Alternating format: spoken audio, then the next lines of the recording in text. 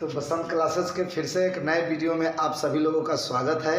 और इसके पिछले वीडियो में हमने एक टॉपिक का जिक्र किया था, आवेश घनत्व।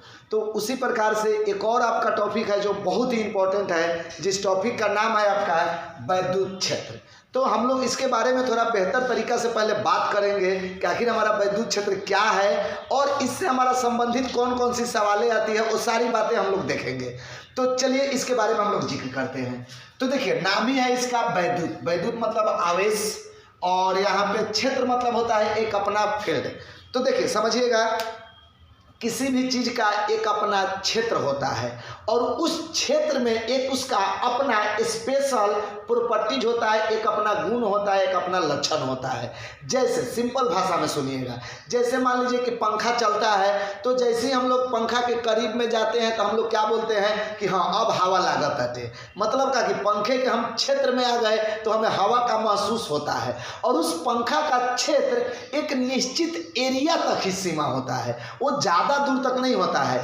इसी प्रकार कोई भी आवेश एक अपना क्षेत्र बनाता है। जैसे मान लीजिए हमारे पास एक क्यू आवेश है, ठीक है। अब एक क्यू आवेश अपने चारों तरफ एक अपना क्या निर्माण करता है, क्षेत्र बनाता है। क्या बनाता है, क्षेत्र। इस प्रकार से यह आवेश अपना चारों तरफ क्या बनाता है, क्षेत्र बनाता है।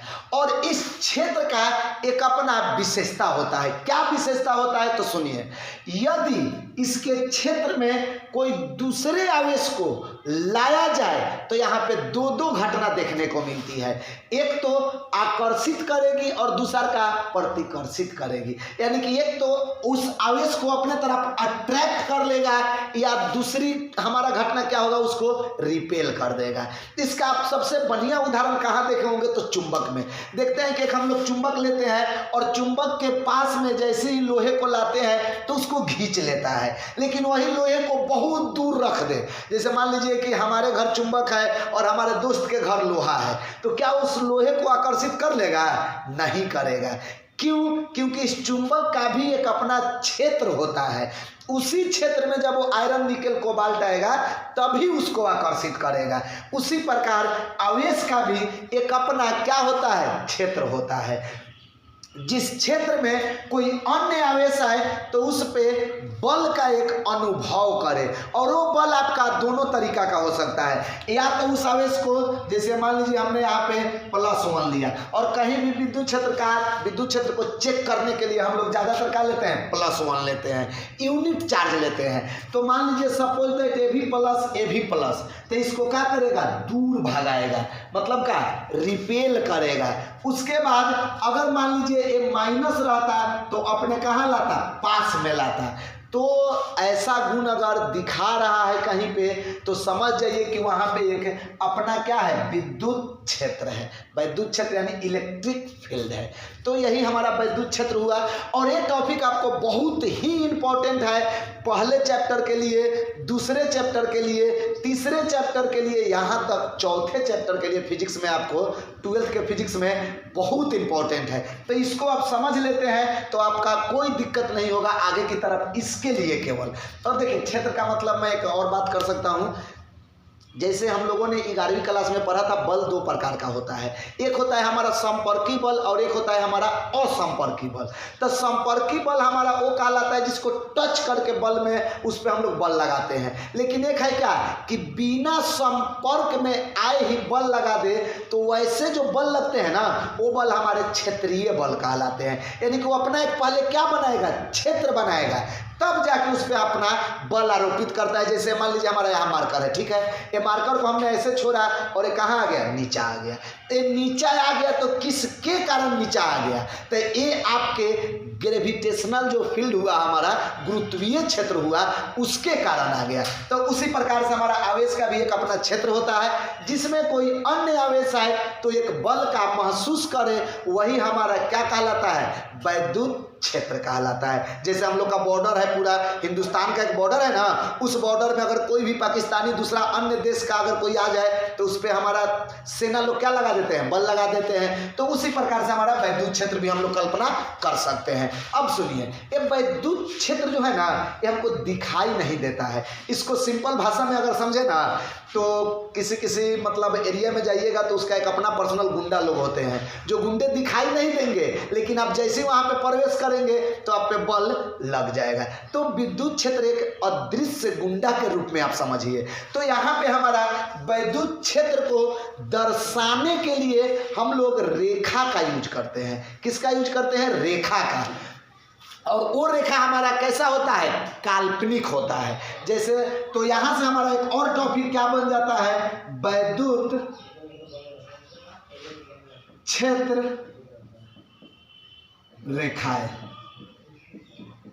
मतलब विद्युत क्षेत्र रेखाएं, यानी कि इसको हम लोग सिंपल सा कह सकते हैं कि जब विद्युत क्षेत्र को जिस काल्पनिक रेखा द्वारा दर्शाते हैं वही रेखा हमारी क्या कहलाती है? विद्युत क्षेत्र रेखाएं कहलाती है। और आपको बता दूं यहाँ से ऑब्जेक्टिव क्वेश्चन और 2 मार्क्स क्वेश्चन 100% आता है। और वो क्वेश्चन आपका कैसे आता है? तो पहला सवाल आपसे पूछेगा कि विद्युत क्षेत्र रेखाओं के किन्हीं 2 गुणों को लिखे। आपको गुण पूछ देगा, दूसरा उसी गुण में से कोई एक ऑब्जेक्टिव भी उठा के पूछ देता है। तो उसी टॉपिक को हम लोग समझते हैं। चलिए, विद्युत क्षेत्र रेखाएं हमारा क्या है, तो इसको हम लोग कैसे परिभाषित करेंगे?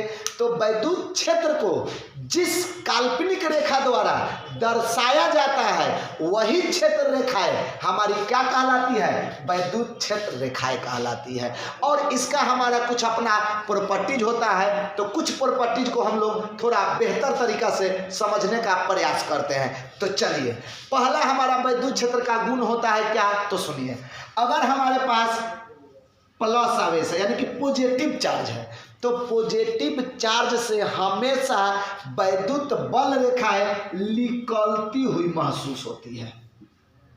क्या होती है? हमारी निकलती हुई महसूस होती है बाहर की तरफ।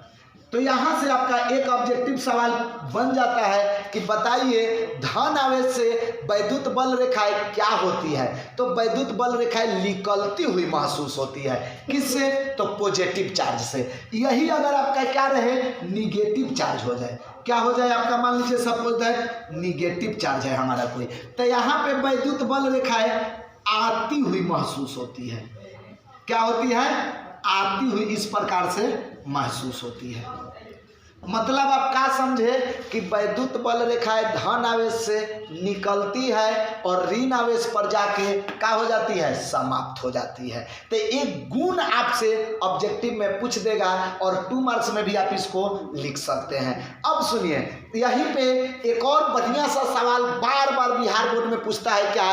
कि 2 विद्युत बल रेखाएं एक दूसरे को कट क्यों नहीं करती है? ये सवाल आपसे बार बार पूछा जाता है। तो इस फंडे को थोड़ा हम लोग समझ लेते हैं। तो चलिए देखिए, यहाँ पे थोड़ा सा दिख रहा होगा आप लोगों को। जैसे मान लिए कि हमारा एक विद्युत बल रेखा इधर की तरफ है, ठीक है? तो यहाँ पे एक छोटा सा पहले एक बात समझिएगा। यहाँ पे एक सवाल और पूछता है कि जैसे एक कोई हमारे पास P बिंदु है, ठीक है? तो इस P बिंदु पे हम लोग विद्युत क्षेत्र की दिशा कैसे ज्ञात करते हैं? तो ये भी बात आपको जानना जरूरी है। तो सुनिए, विद्युत बल रेखा के जिस बिंदु पर आपका क्या पूछे?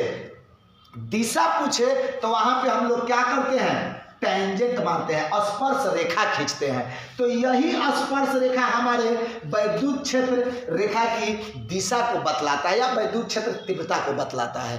तो चलिए, यहाँ पे एक और टॉपिक सा छूट गया था, छोटा सा टॉपिक। देखिए थोड़ा सा इसके ही पहले, ये जो हम लोग विद्युत क्षेत्र पर है ना, तो यहीं पे एक और शब्द जोड़ देता है, विद्युत क्षेत्र की तीव्रता।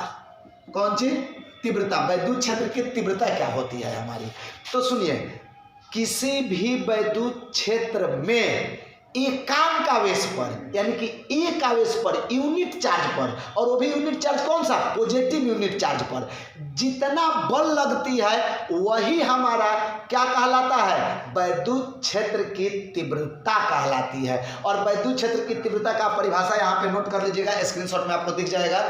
तो चलिए, आप समझ गए कि विद्युत क्षेत्र की तीव्रता क्या है हमारी। तो किसी भी विद्युत क्षेत्र में प्रति एकांक आवेश पर लगने वाले, और वो भी प्रति एकांक आवेश कैसा? धन आवेश, यानी कि प्रति, अरे ऐसे इसको बोल सकते हैं, यूनिट पॉजिटिव चार्ज पर जितना हमारा बल लगता है वही हमारा क्या कहलाता है? विद्युत क्षेत्र की तीव्रता कहलाता है। तो इसका हमारा फॉर्मूला भी आप देखिए क्या होता है। इसे सूचित किससे करते हैं? E आई से, इलेक्ट्रिक इंटेंसिटी।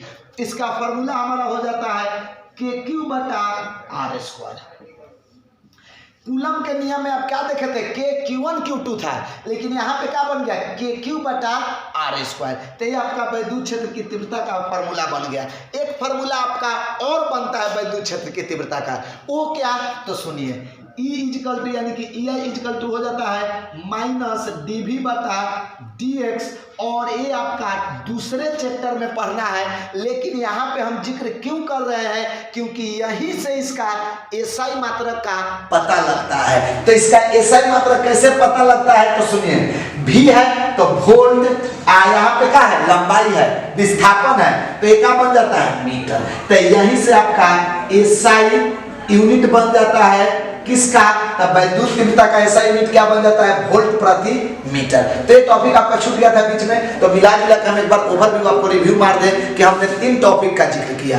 पहला जिक्र किया क्या, वैद्युत क्षेत्र क्या है हमारा। तो वैद्युत क्षेत्र किसी भी आवेश का वह क्षेत्र है जिसमें कोई अन्य आवेश आए तो बल का महसूस करें, उसे ही हम लोग, उस पूरे क्षेत्र को हम लोग क्या कहते हैं, वैद्युत क्षेत्र कहते हैं। अब उस वैद्युत क्षेत्र में एकांक आवेश पर जितना बल लगेगा वही बल हमारा क्या कहलाता है, तो वैद्युत क्षेत्र की तीव्रता कहलाती है। उसके बाद हमने तीसरा का टॉपिक जिक्र किया क्या, वैद्युत क्षेत्र रेखाएं क्या है। तो सुनिए, वैद्युत क्षेत्र को जिस काल्पनिक रेखा द्वारा प्रदर्शित किया जाता है वही रेखाएं हमारी क्या कहलाती है, वैद्युत